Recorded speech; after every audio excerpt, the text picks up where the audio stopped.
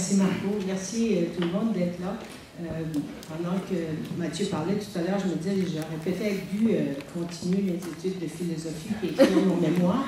J'aurais pu faire un beau texte bien réfléchi comme celui de Mathieu. mais j'ai choisi une autre voie, qui est celle du journalisme. C'est pas comme ça généralement qu'on me connaît, parce que comme j'ai été à la direction de Radio-Canada pendant plusieurs années, ben c'est ce qu'on a retenu. Mais dans mon âme, puis quand on me demande c'est quoi mon métier, je réponds toujours journaliste.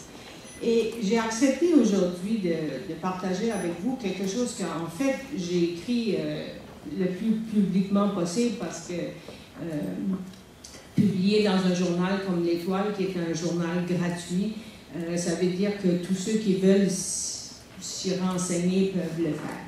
Mais j'avais deux autres raisons, en fait, encore plus profondes pour accepter de me mettre à nu sur la question des droits de scolarité. La première, c'est parce que je crois que l'Université de Moncton, pour les Acadiennes est notre institution la plus importante.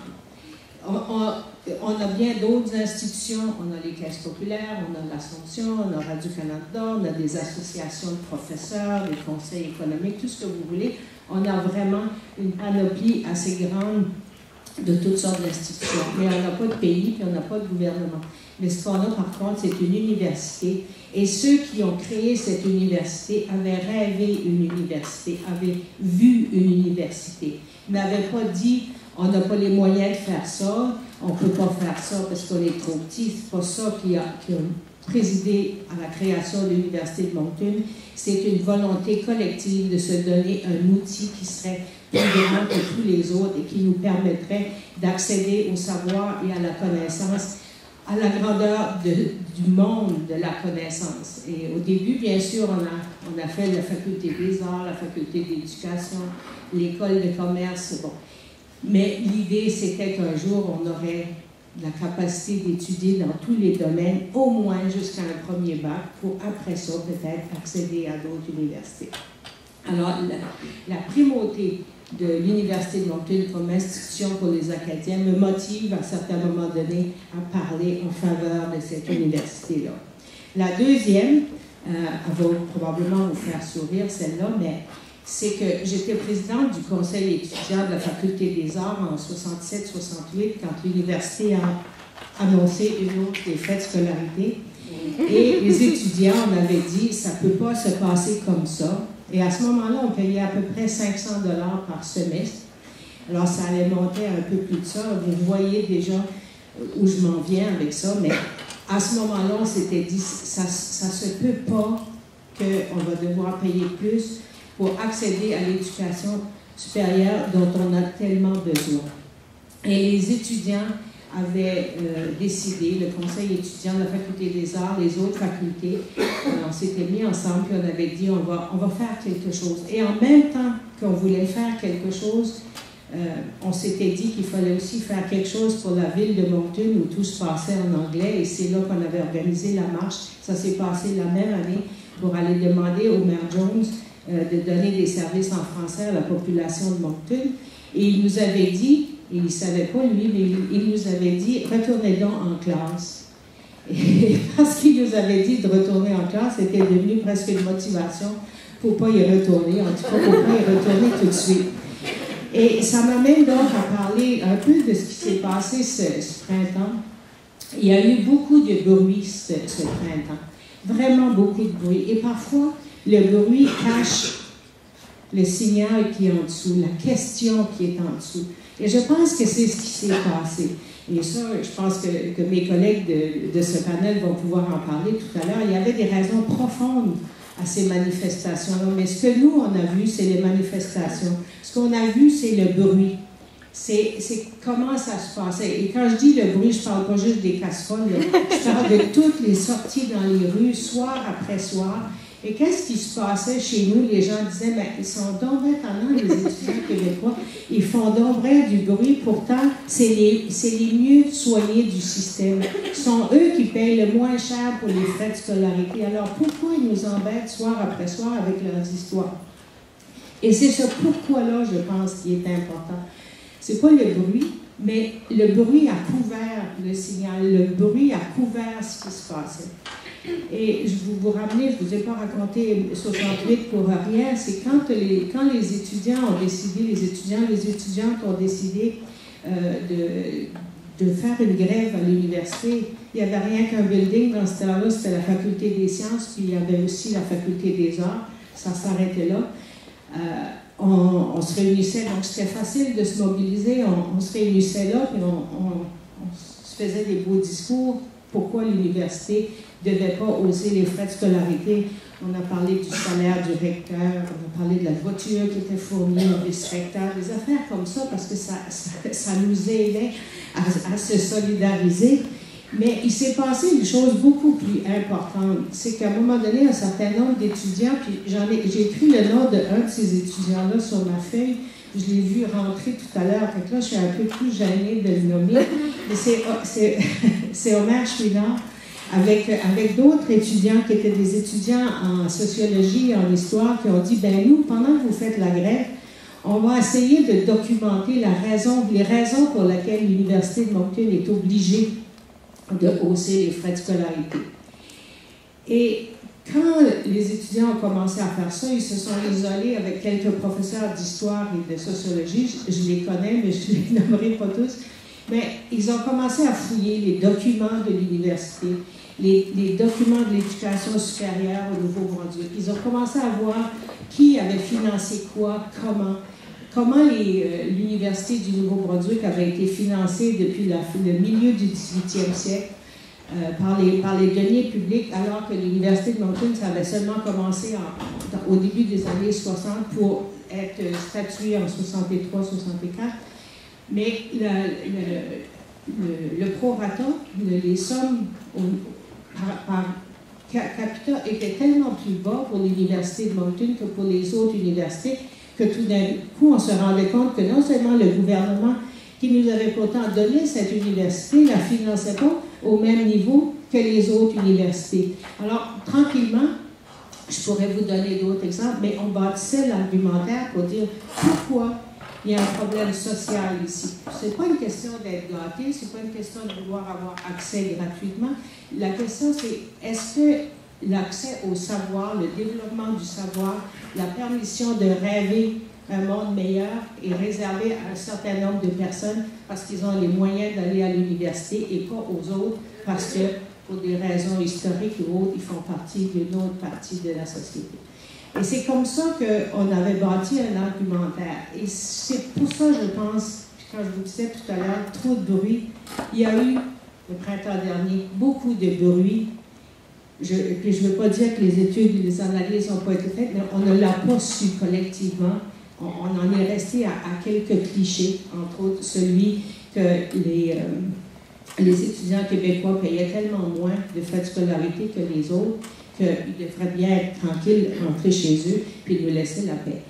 Alors que si on s'était donné des mécanismes, nous, pour savoir qu'est-ce qui se passe au juste, on aurait trouvé des choses. Parce que les étudiants m'ont demandé de parler un peu de la réaction des médias. Et ça, c'est toujours difficile à faire, mais quand j'ai écrit mon texte, j'étais allée voir un certain nombre de documents, puis il y en a un que je n'ai pas cité, mais l'année où l'Université de Moncton a décidé d'hausser les frais de scolarité, pas cette année, mais l'année dernière, ils l'ont fait 2 fois dessus, mais le rapport annuel de l'université pour 2010-2011, que je n'ai pas vu 2011-2012, mais 2010-2011, les états financiers démontrent un surplus à l'université de 2 millions cette année-là. Si l'université a des surplus, c'est légitime d'avoir des surplus, mais pourquoi est-ce que ça entraîne une hausse des frais de scolarité?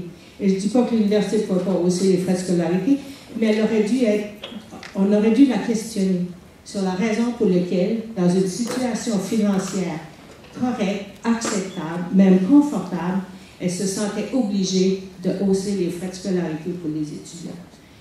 C'est le rôle, pas seulement des médias, c'est le rôle de la société, parce que ce sont des choix de société. On parle, par exemple, des revenus, la province est en déficit, etc. On a baissé dans les dernières années les points de taxes de vente On a baissé de 2 points. Alors, on paye ici du 13 au Québec, on paye du 15 parce que la marge que le gouvernement fédéral a décidé de se départir, de 2 points, le gouvernement du Québec l'a récupéré. Ça permet au gouvernement du Québec de payer des choses que d'autres gouvernements ne payent pas, comme l'accès aux garderies, par exemple, parce que l'éducation, c'est très large. Vous avez peut-être l'impression que je vais dans tous les domaines, mais c'est un peu comme ça, l'éducation, ça commence tôt et ça se termine jamais. Mais l'accessibilité devrait beaucoup plus dans le Québec s'en donne une, mais ils ont des points de taxation beaucoup plus élevés. La taxation sur le revenu annuel est plus élevée aussi. Alors, on doit se poser la question, est-ce qu'on veut ça ou non? Dans les réponses que les gens nous donnent, quand ils disent que les étudiants québécois sont gâtés, ce qu'ils nous disent, c'est qu'on ne veut pas payer plus de taxes. Hier, dans l'Acadie Nouvelle, il y avait le petit sondage. Est-ce que vous êtes prêts à payer davantage pour diminuer les frais de scolarité? 22% ont dit oui, mais 78% ont dit non. C'est pas moi qui invente ça, c'était dans le journal de hier matin. Alors, quand on dit que cette question-là est une question de société, j'aime beaucoup la définition très noble que Mathieu a donnée tout à l'heure, mais aussi la définition de projet de société.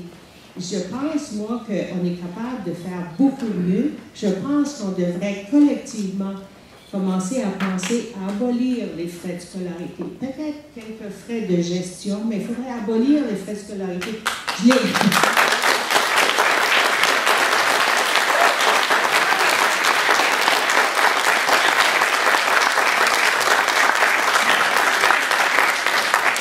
C'est pas de la démagogie que de dire ça, c'est pas de vous faire plaisir que de dire ça, c'est une croyance profonde que l'accès à l'éducation supérieure, c'est aujourd'hui ce que c'était que d'accéder à une 8e ou une 9e année il y a 50, 60 ans, d'avoir un diplôme d'école secondaire il y a 40 ans. Je pense que le monde a changé, le monde est différent, on était dans une économie de subsistance et c'est pas juste pour des questions économiques que je dis ça, mais parce que le savoir est important. La Chine est devenue la 2e puissance économique, oui, probablement parce qu'elle avait une main-d'œuvre à bon marché.